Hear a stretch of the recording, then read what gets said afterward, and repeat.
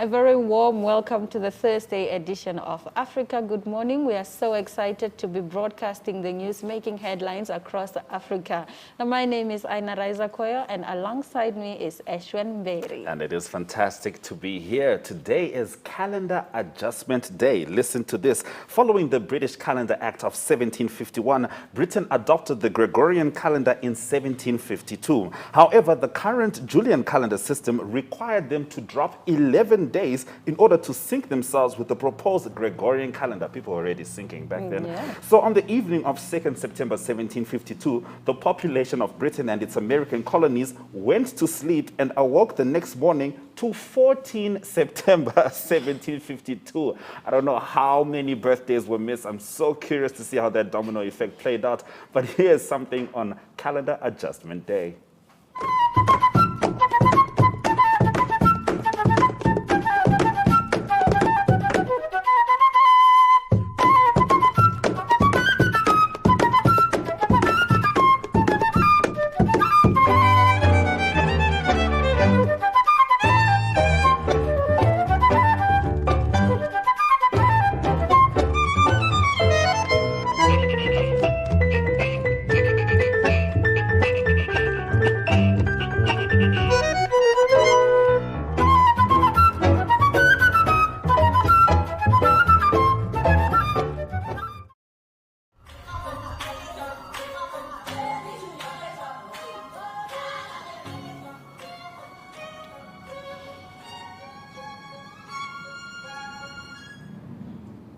Thank you very much for joining us. Now, in our top stories this morning, U.S. agencies say Tigrayan forces looted aid warehouses in Ethiopia's Amhara region.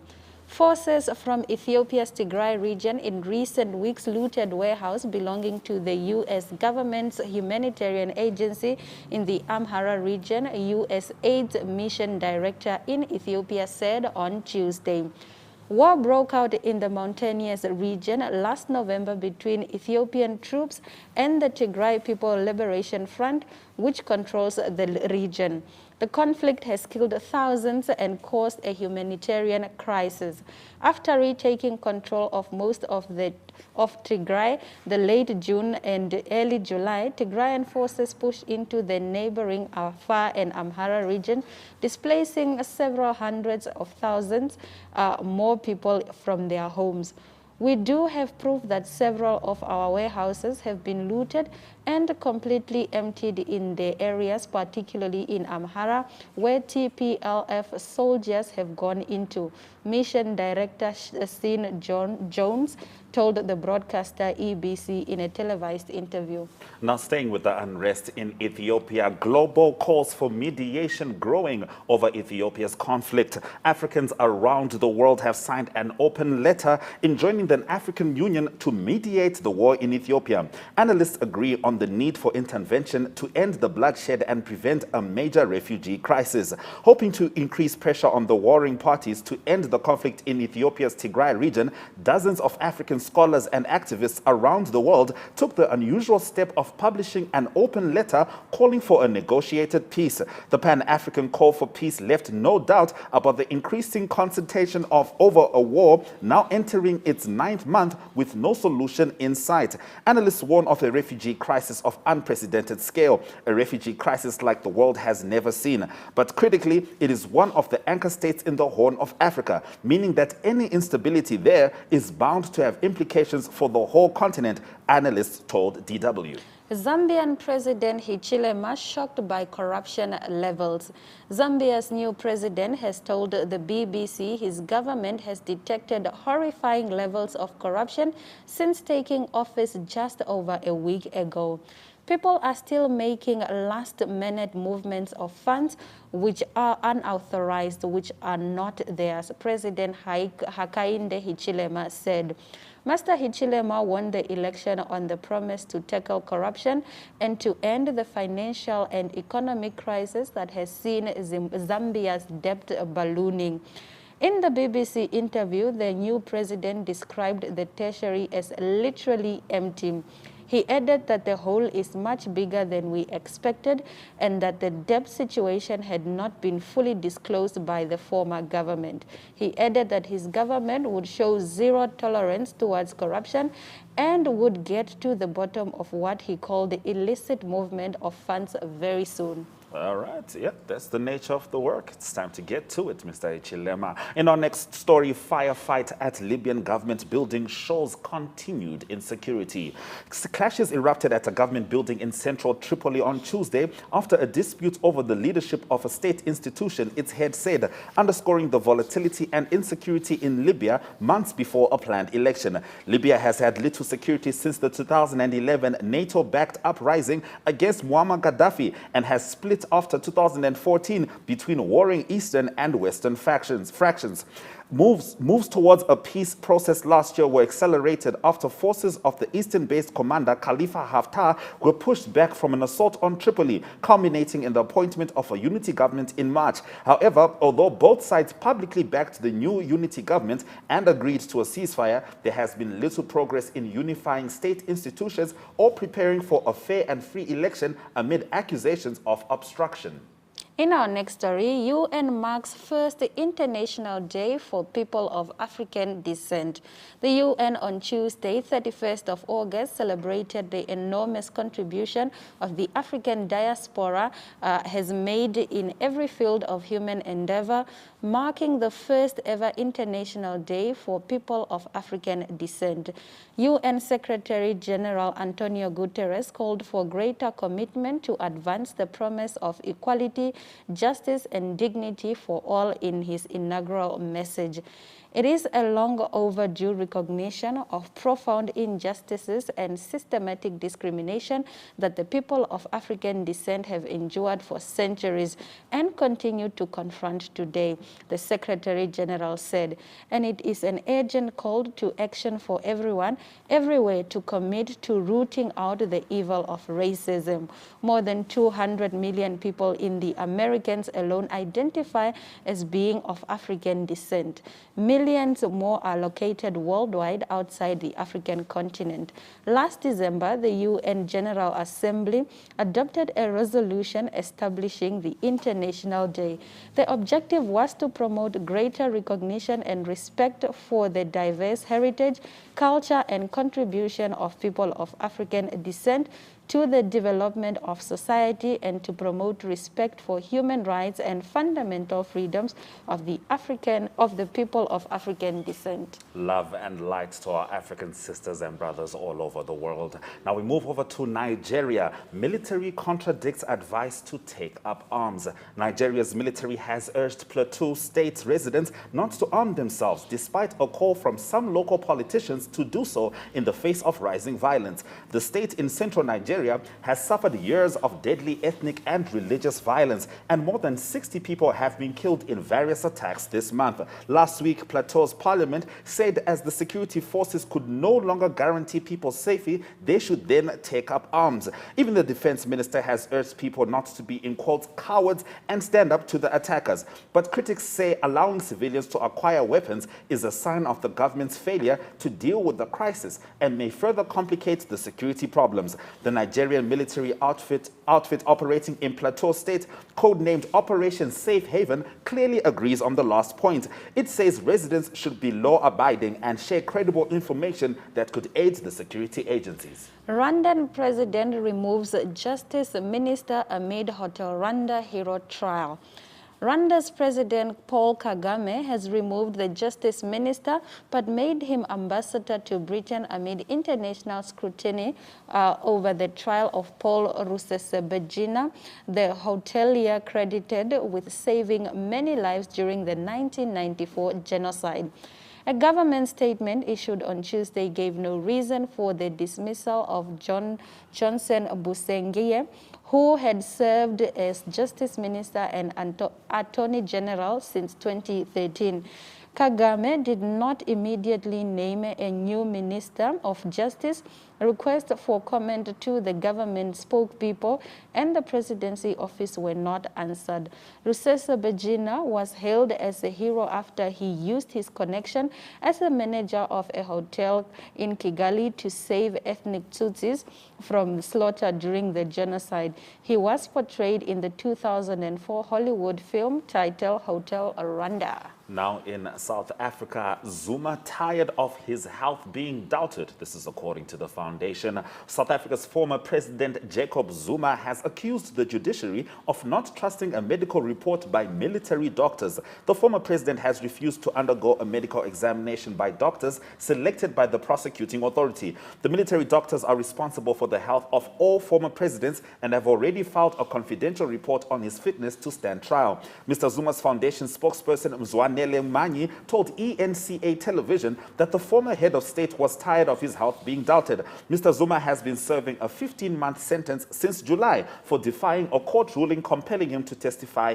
in a corruption inquiry. He was admitted to hospital outside prison earlier this month and underwent a surgery. He had been due to face a separate trial on corruption allegations, which was postponed to this month. In our next story, Museveni recalls bitter alcohol experience. Uganda's President Yoweri Museveni has revealed why he's a teetotaler, saying once he tried to drink beer and whiskey and found both alcoholic drinks bitter and disgusting. I had never tasted alcohol before. Then one of my friends convinced me to. I tried beer. It was like bitter omululuza, a bitter leaf. I asked why they were drinking it. He told me, "You will know the sweetness later." I tried Johnny Walker whiskey and it was like fire. If Johnny Walker would burn my tongue, what would happen to my liver and other internal organs? Master Museveni made the comments on Tuesday at the passing out event for prison service candidates in the capital, Kampala. I like how the friend responded. You will find out later. You will know the sweetness later. An acquired taste. All right, in our next story, South Africa faces isolation if it sticks with coal, Eskom CEO says. South Africa faces another era of isolation if it persists with coal power generation, the chief executive of state-owned utility Eskom said, arguing a pivot to cleaner energy would boost the competitiveness of the country's exports. Chief Executive Andre de Ruyter made the comments in Eskom's annual report for the year ended March 2021, when the utility trimmed its net loss to 18.9 billion rand from a 20.8 billion rand loss a year earlier. He did not elaborate on the remarks in the report released on Tuesday, but they appeared to be a reference to the country's period of isolation during apartheid. Analysts have flagged the carbon intensity of South Africa's economy as a major risk as investors and governments become increasingly attuned to climate concerns. Reforming Eskom, which regularly implements power cuts that hold back economic growth and survives on bailouts that place huge strain on public finances, is among the biggest challenges faced by President Cyril Ramaphosa's government. In our next story, Kenya says black rhinos, sable antelopes, and other species are at risk from growing human population. Kenya's black rhinos, several antelopes, and 3 other species are critically endangered, while 9 more species, including lions, elephants, and cheetahs, are endangered, the government said, citing the threat from an expanding human population. The East African nation conducted a 3-month survey of its wildlife from May to July, the first time it has conducted such an exercise aimed at informing its conservation policies. In its report released late on Tuesday, the government said conservation efforts were facing a threat from an expanding population, which is encroaching on the spaces reserved for wildlife. Human activities such as farming and construction of roads and railways have affected the distribution of animals in some areas, the government said. The government defined as critically endangered those species that will go extinct without immediate measures being taken, while species on the endangered list may survive longer without intervention. Truly saddening news for nature, and unfortunately it doesn't get any better. Almost a third of the world's trees are at risk of extinction, as the report warns of a domino effect if just one species is lost.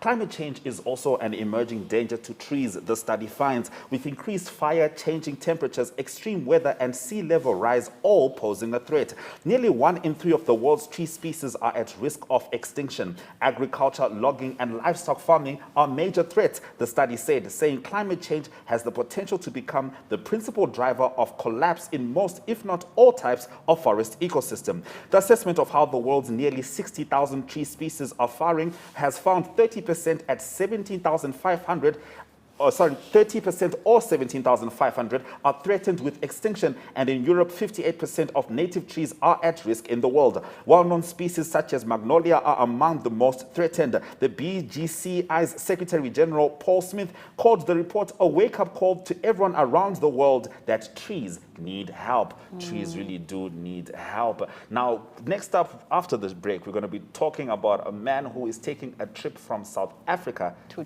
China. Hectic. Hectic. See you then.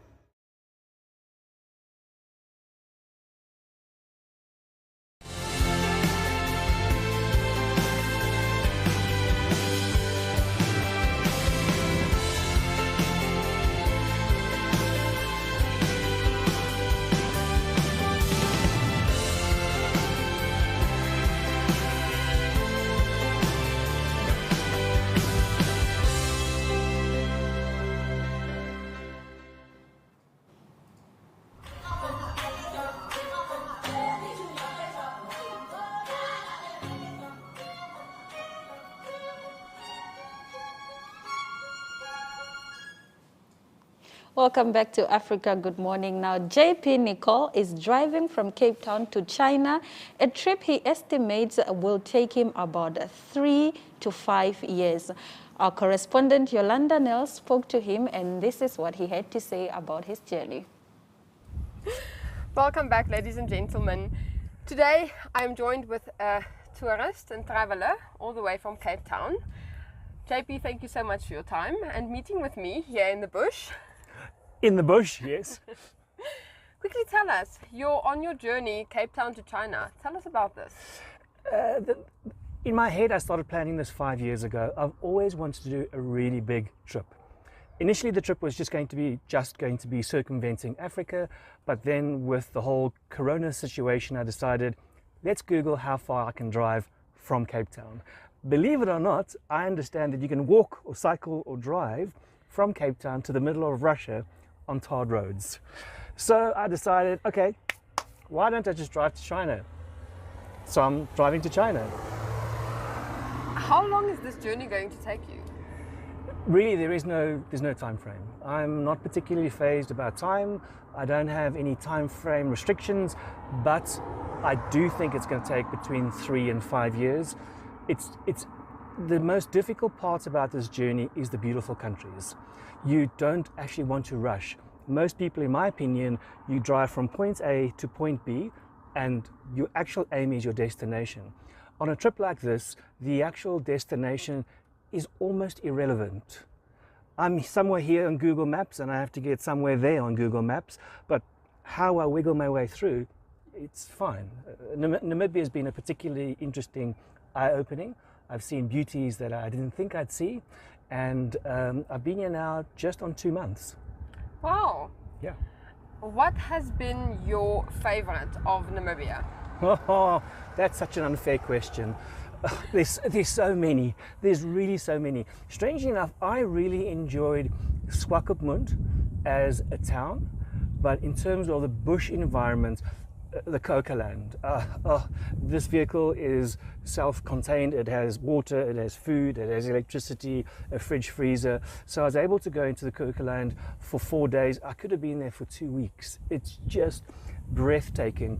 I find that a lot of Namibia, the geology of Namibia, the rocks and the mountains and the hills, is quite rough, big chunky sharp rocks. The Cocoland, it's soft flowing sandy hills where it kind of envelops you and welcomes you in. Why did you decide to travel? I guess the answer is, why not?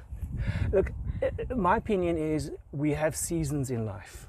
We grow up, we study, if we're lucky enough to study, we start a working environment, we buy a house, we aim for a retirement, we go into retirement, we die. I don't want that. I want to explore the world. So I'm in my mid-40s, I've made a little bit of money, I've got a vehicle, I have the physical ability to go traveling, and I have a desire to explore the world. Why not? So what have you learned during your journey? Initially, it was very difficult to be a wild camp. I probably wild camp 25 days out of 30, which means I'm in the bush, I'm in the mountains, I'm in the desert, self-sufficient. It was very difficult initially to have my own company. Now, people say, hey, I'm really comfortable with my own company. What they really mean is the TV in the background, you're on your cell phone or on WhatsApp, you've got your computer going ping, ping, ping with emails, and hey, I'm on my own company. No. In the bush, there's nothing. There's nothing but you and the sound of nature. And initially, actually, your eardrums hurt a bit because it's so quiet. It sounds weird, but it is. So I've learned that there's so little that we need to be happy, I must be honest. And it actually costs so little. Sure, there's a bucky and a canopy and all those things that I needed to buy, but once you're on the road, it doesn't cost a lot of money to be happy. It doesn't have to be expensive restaurants and vehicles and houses and holidays. It's just the simple simplicity of being one with nature. So tell us, how has Namibia been treating you? Weather-wise, it's been amazing. I arrived just before you had that cold snap. That was no fun. That was showering at -3 degrees Celsius in the morning. With Africa, there's no hot water in this thing. So once I get to Europe, if I get to Europe, I'll install hot water, but it's cold water. But -3 is a little bit colder than you actually want to. I showered that morning, and I actually wrote the word cold on my bonnet for the icicle. So that was cold. But weather has been astounding. I come from Cape Town. We have a cold, biting, strong wind a lot of the time. You've got beautiful, mild weather in Namibia. Your people are friendly. Everyone is friendly. No country is perfect, but Namibia is friendly. The people have been fantastic. Your road structure is superb. A lot of it gravel. It's kind of part of the fun, but it is great condition. Namibia is a great country. Where have you been in Namibia? I think my polar steps says that I've done 8,200 kilometers in the 8 weeks I've been here. I arrived from South Africa, Richtersveld, through Fjellsdrift in the south, and then I've wiggled my way all the way up the coast, all the way up to Swakopmund, Henties Bay, to Messam Crater, into something called the Dead Sea. You've got a tiny little Dead Sea in the middle of Namibia, if you don't know.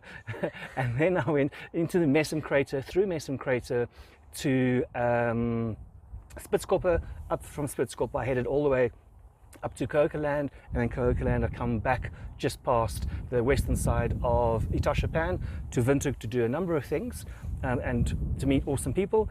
And the journey is a question mark from here. Great. For how long have you been on this journey? 10 months. I'm a South African, but unless you've got the means financially to do so and the time to do so, to travel in your own country for a length of time, not a week here and a week there, and I just had the most amazing time. My favorite country at this stage, out of all the countries I've ever gone to, is South Africa. It's just amazing. So I did 4 and a bit months in South Africa, spent a nice long time in Mozambique, Kruger National Park, Botswana, back into South Africa to say goodbye to family and friends for the last time, and then now 2 months here. So before you know it, you're at 10 months. That's amazing. It's fascinating to meet people knowing that, you know, everyone wants to travel, everyone wants to see the world, but there's challenges. And then meeting someone who actually does it, it just kind of gives that hope, that little fire, that little flame that can turn into a fire. Yolanda, there is no doubt about it that the greater the things that we want to achieve in life, the other side of the coin often is sacrifice, thinking medium to long term, planning, keeping your foresight going, and just holding on to that goal. But really, if you have a long-term goal, we're talking 3 years, you can save, you can plan. I would say that anyone can do that. You can do this kind of journey with children. If you Google a guy called Graham Bell, it's just one of a number of people. They've been traveling with their 2 kids for 5 years. You can travel around the world. I've met people with young babies, with teenagers traveling around the world. It's not an expensive thing to do. You just got to bite the bullet. It's not always easy, but you've got to say goodbye to your DSTV and sometimes your hot water in the morning. JP, thank you so much, and good luck on your journey. And I hope you come back to Namibia one day. It depends on what's here for me, but it's a great land and great people, and I'm hoping so. And then you can come tell us how China was. And all the other countries, 50 odd countries. Here we go. Ladies and gentlemen, we will be back shortly. Thank you.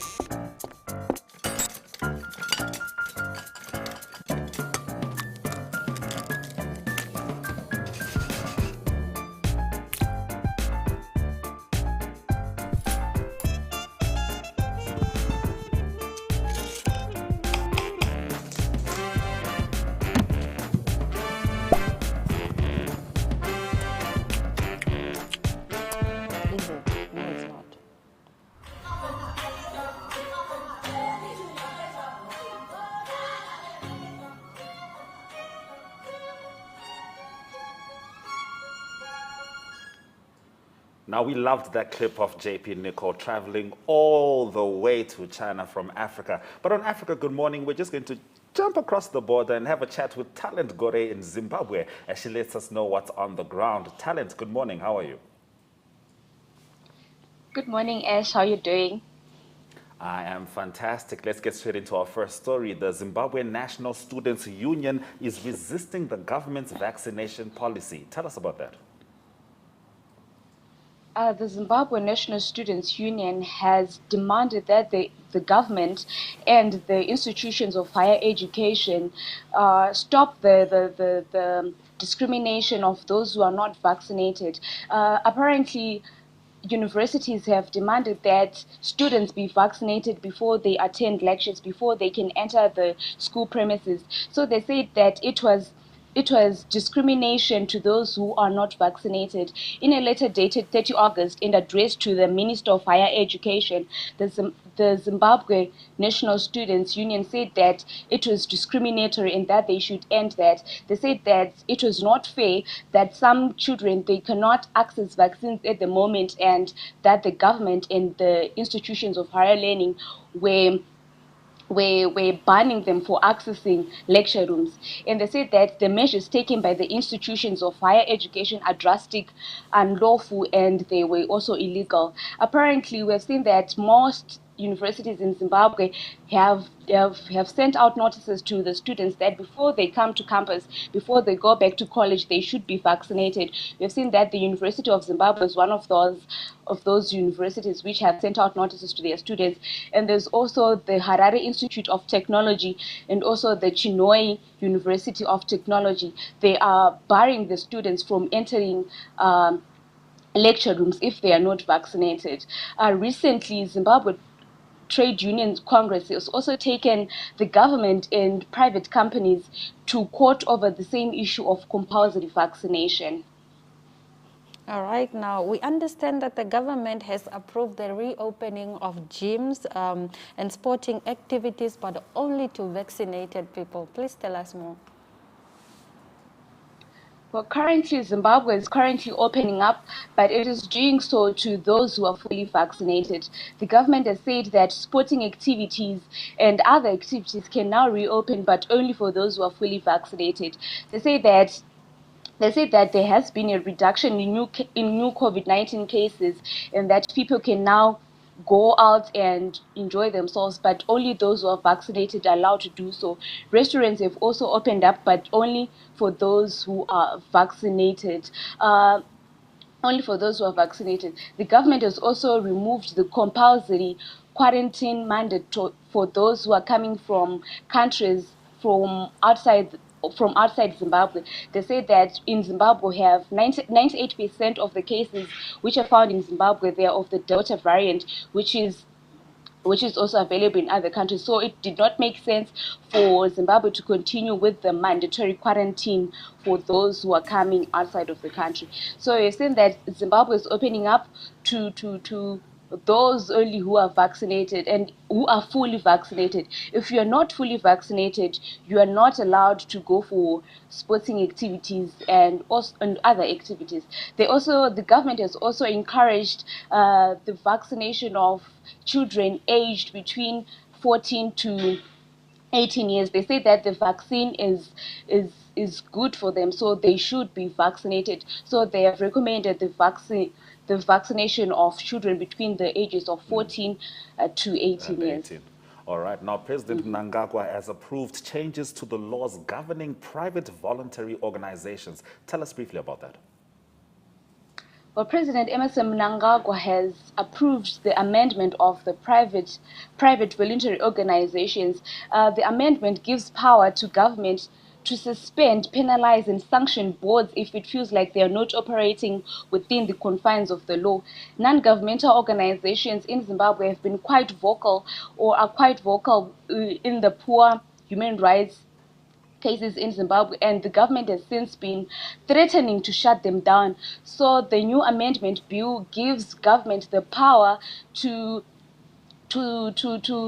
sanction, and also to sanction the private voluntary organizations.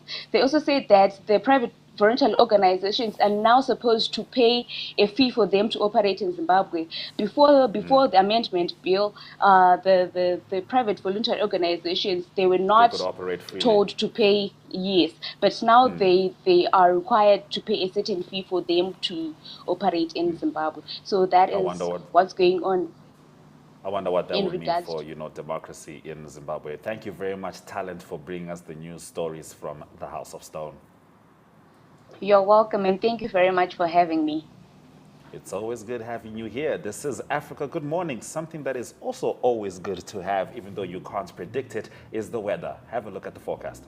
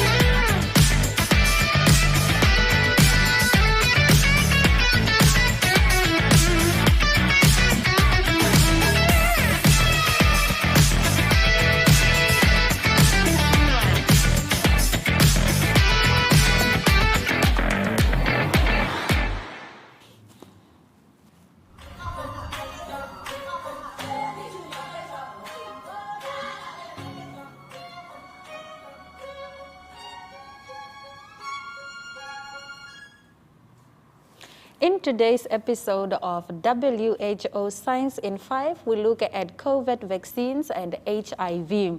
If you are living with HIV, what are your risks? Should you be prioritized for vaccination? Are vaccines even safe for you? WHO's Dr. Meg Doherty explains in Science in 5.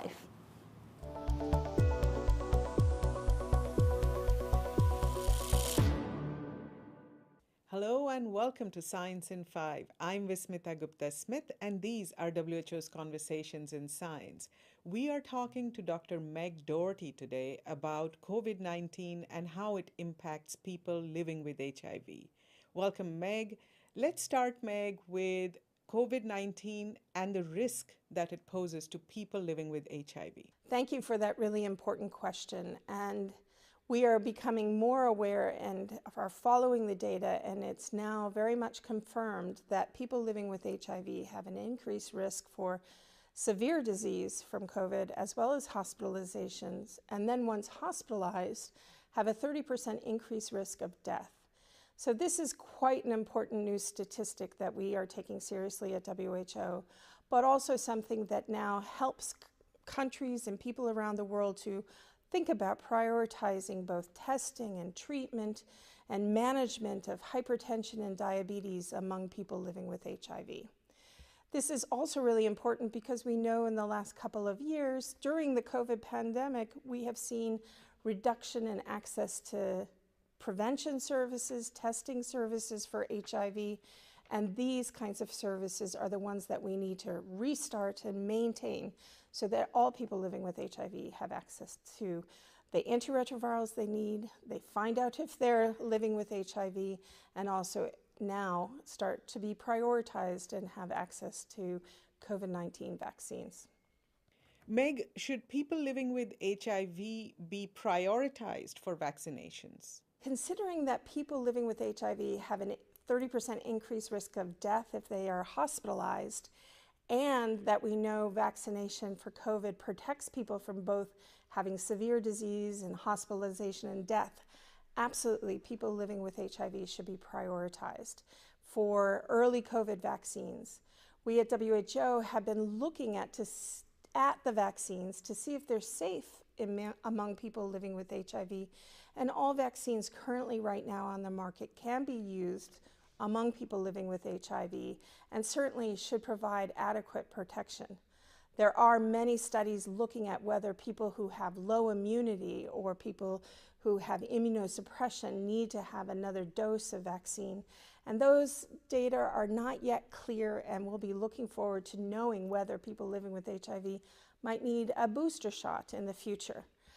But what we know right now is most of the world in the low and middle income countries in Africa that has the highest burden of HIV, they don't even have the first vaccine. So certainly we urgently need to start vaccinating people around the world and putting people living with HIV right up there in the line of people who need vaccines, along with people with comorbidities, who are older, who are frontline workers.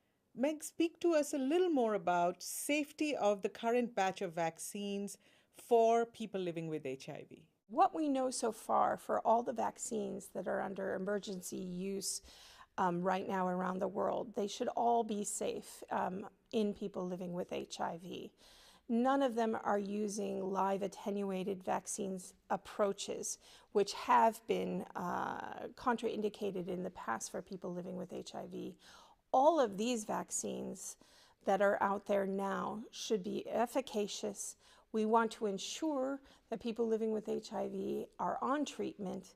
There are some concerns that people who are taking some of the newer generation vaccines, that it may not be as effective in those who have very low CD4 counts or people who are not on treatment or have immunosuppression. But certainly that data is not clear yet, and we have to follow this forward as we learn more about some of the clinical trials that are happening in South Africa for some of these newer generation vaccines. And we would be very encouraging of people living with HIV to access those vaccines and not to have any differentiation in terms of whether or not they have a low CD4 or a high CD4, or suppress viral load or not, all should be in line for vaccines. Thank you, Meg. That was Science in 5 today. Until next time then, stay safe, stay healthy, and stick with science.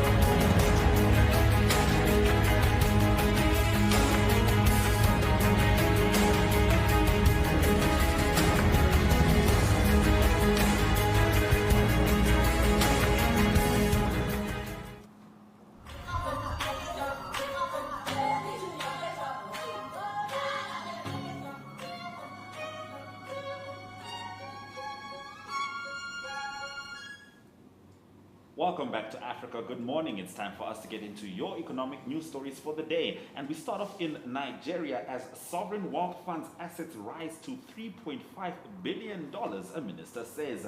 Nigeria's sovereign wealth fund now has around $3.5 billion in assets under management, up from $1 billion when the current administration took office in 2015, Finance Minister Zainab Ahmed said on Wednesday. The Nigerian Sovereign Investment Authority, launched in 2013, saying it would invest in infrastructure as well as building up a savings pot for future generations and others to protect the oil-dependent economy against commodity price shocks. President Muhammadu Buhari on Wednesday inaugurated a new NSIA board, saying it should focus on investments that support economic diversification. Ahmed, who also spoke at the inauguration of the new board, gave no further details about the NSIA's financial position, according to the statement from Buhari's spokesman. In our next story, foreigners are pulling their money out of South Africa. JSE warns. The Johannesburg Stock Exchange has raised concerns about capital outflow from South Africa, which has steadily increased over the last few years. In a written submission to Parliament on Treasury's new tax bill, the JSE said South Africa's macro environment has deteriorated over the past 5 years.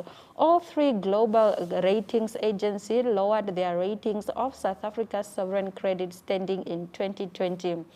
As a result, South Africa has either exited key global indexes or become severely diluted, it said. South African stock kicked off August on a positive note, rising on trade near their all-time high and joined global peers in rallying as some of the concerns over China's regulatory crackdown eased and progressed on the U.S. infrastructure spending plan aided sentiments, Bloomberg reported. All right, in our next economic news story, weather disasters becoming more frequent and costly. This is according to a UN agency. The number of disasters such as floods and heat waves driven by climate change have increased fivefold over the past 50 years, killing more than 2 million people and costing 3.64 trillion in total losses, a UN agency said on Wednesday. The World Meteorological Organization says its atlas is the most comprehensive review of mortality and economic losses from weather, water, and climate extremes ever produced. The report showed an accelerating trend, with the number of disasters increasing nearly fivefold from the 1970s to the most recent decade, adding to signs that extreme weather events are becoming more frequent due to global warming. More than 91% of 2 million deaths occurred in developing countries, the report said, noting that only half of the WMO's 193 members have multi-hazard early warning systems. It also said that severe gaps in weather observations, especially in Africa, were undermining the accuracy of early warning systems. Eskom offers a tariff for businesses to purchase renewable power. South Africa's Eskom holding SOC, which generates almost all of its nation's electricity, is starting a pilot program to allow businesses to buy green power. The renewable energy tariff is designed to provide a cost-effective and flexible option for Eskom customers to consume renewable power and meet their own targets, the company said in a statement on its website. The program gives business customers a mechanism to purchase clean energy from the utility without having to own a renewable energy generator or entering into long-term agreements, it said. Eskom burns coal to generate the majority of the power and is planning to use more renewable sources to gain better financing terms and adjust its position as the country's biggest emitter of greenhouse gas. The utility itself generates some electricity for renewables, including wind and hydro. Now, in the last of our economic news stories, discovery of 2,483 fictitious teachers in the DRC. A commission responsible for cleaning up the teachers' payroll has produced a summary report. The document finally reveals the number of fictitious teachers, amounting to 2,482 units across the country. The fictitious agents are from 4,473 schools operating with false orders, 42 fictitious schools listed. Such is the summary of the report made public by the Commission for Grooming the Teachers' Pay File. In addition to statistics, the report also returned to compliance with legal texts. Failure to comply with the legal texts which govern public administration, especially with regards to the disciplinary procedure to sanction teaching, recruitment of teachers, and permutation in violation of the prohibition of any movement of personnel by the Secretary General. Minister Tony Mwaba praised the courage of the investigators and the quality of the work done, despite the somewhat murky conditions in some parts of the country. That brings us to the end of our economic news stories. You know what comes up next: economic indicators.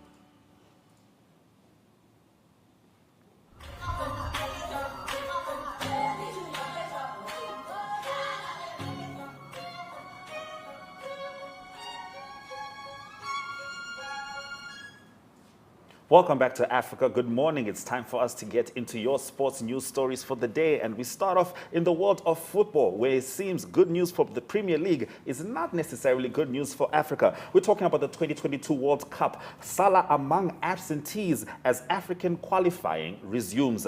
Africa's second round of qualifying for the 2022 World Cup is set to kick off with some notable absentees, Mohamed Salah among them, after the refusal of British clubs to release players for various matches. Premier League clubs have led the way in refusing permission for players to head to countries on the British government's COVID red list, which would require 10 days of quarantine upon their return. With Egypt being one of 17 African countries on the red list, Liverpool superstar Salah will miss this week's home match against Angola in Cairo, but could play in Gabon, which is not on the list, next week.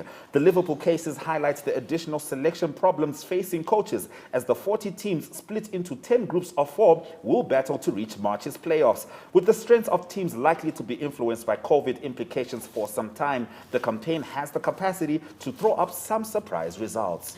In our next story, Djokovic launches slam quest with US Open win.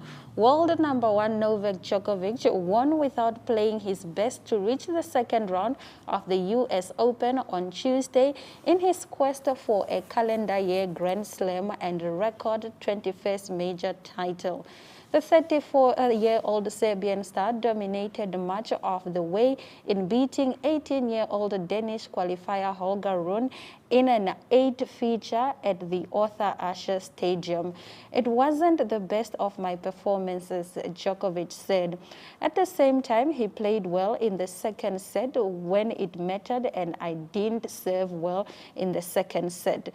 Djokovic would complete the first men's single calendar year slam since Rod Laver in 1969 by winning the crown on the New York hard courts. Now in cricket, India vowed to deny red-hot Root fast start at Oval. India have learned their lessons against England's in-form captain Joe Root and are determined not to give him freebies early in his knock, bowling coach Bharat Arun said on the eve of the 4th test at the Oval from Thursday. Root smashed 3 centuries in as many tests and is comfortably the leading scorer in the 5-test series, which remains level at 1-1. However, Arun said their bowlers had time and again defended low totals but were bound to fail occasionally. The biggest challenge for the bowlers is to defend low scores, and they've done it in the past. I don't think it's fair to pull up the bowlers if they have not done it on one occasion. He recalled India being shot out for 36 in Adelaide and still winning the Test series in Australia, and their come-from-behind win in a subsequent home series against England this year.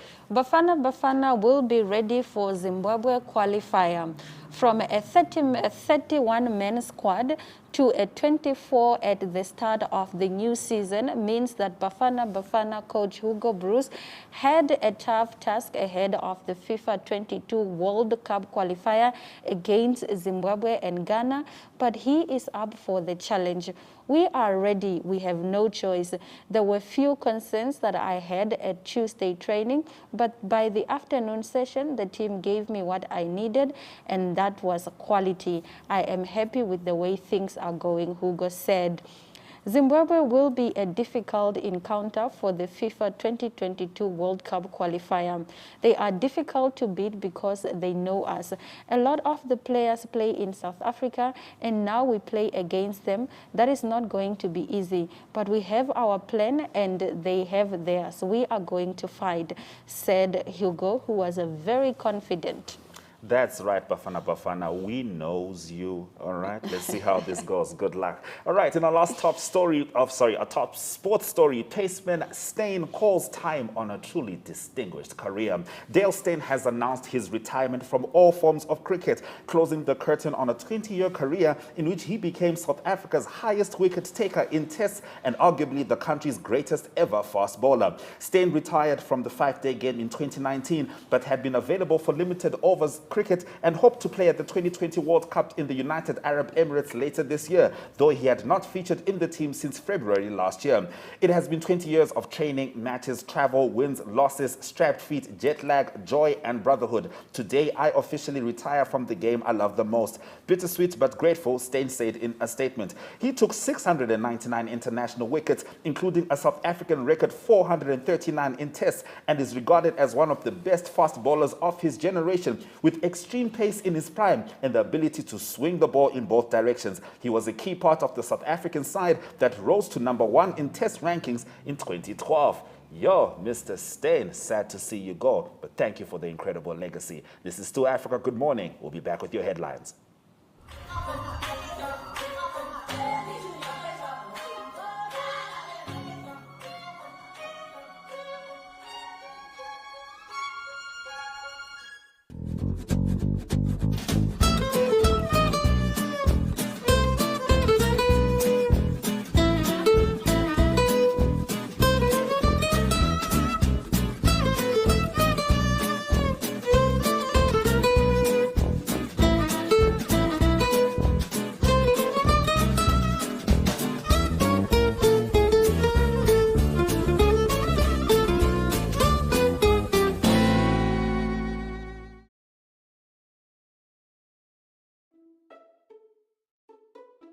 Every day, we make moves like we do in the game of chess to checkmate COVID-19. Moves like clean your hands frequently, cough or sneeze into your elbow, wear a mask, keep your distance at least 1 meter, and open a window if possible. Each move is important and should be played as often as possible. Make your moves. Checkmate COVID-19.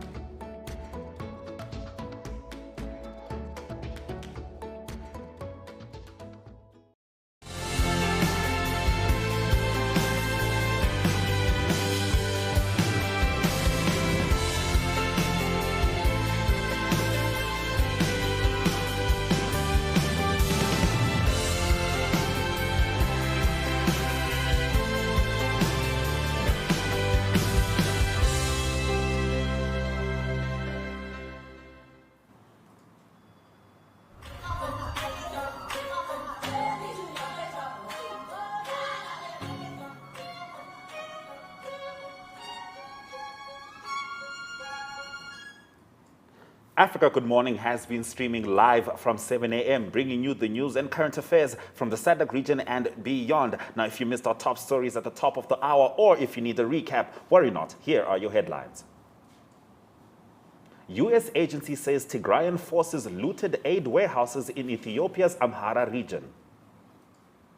Global calls for mediation grow over Ethiopia's conflict. Zambian President Hichilema shocked by corruption levels.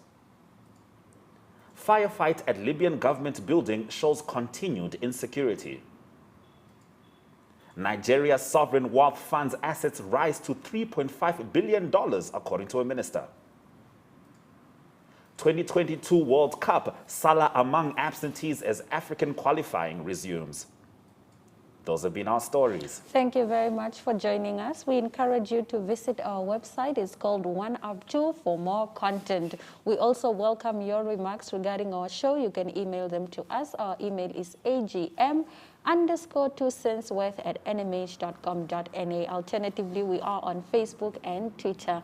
We do encourage you to get vaccinated, wear your mask, and remember we are still in the middle of a pandemic. On that note, it's all our love and all our light. Until tomorrow, Sera Jaganaka.